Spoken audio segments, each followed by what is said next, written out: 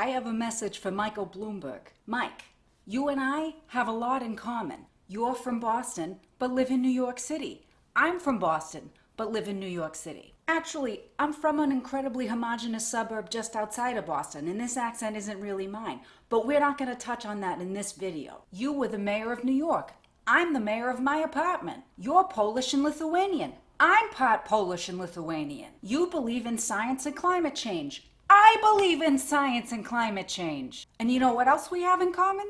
Neither of us currently work in the restaurant industry. But the difference is, you probably don't have any friends in the restaurant industry, and I do. And I'm not talking about Danny Ballou or Danny Myers or any other Danny that owns a restaurant, who you probably know and are friends with. Here's the thing. The state shut down indoor dining, right? Of course, the COVID, I get it. But now we got thousands of people with no work and no income. Theoretically, the state should then support all those workers. But frankly, New York State is broke. We won't talk about why they're broke, because then I would have to talk about the guy who's currently in the White House, and I don't like to say his name. But here's the beauty.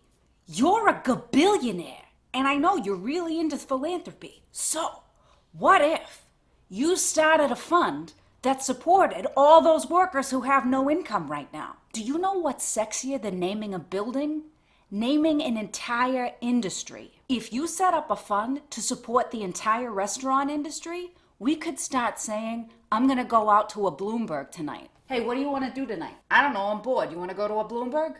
How sexy would that be? Now's your chance, Mikey. Set up an entire fund just for the restaurant industry. I know you're doing what you can, but actually, I think you can do a lot more. Come on, Mikey. Let's rename an entire industry for you. Support the restaurant industry.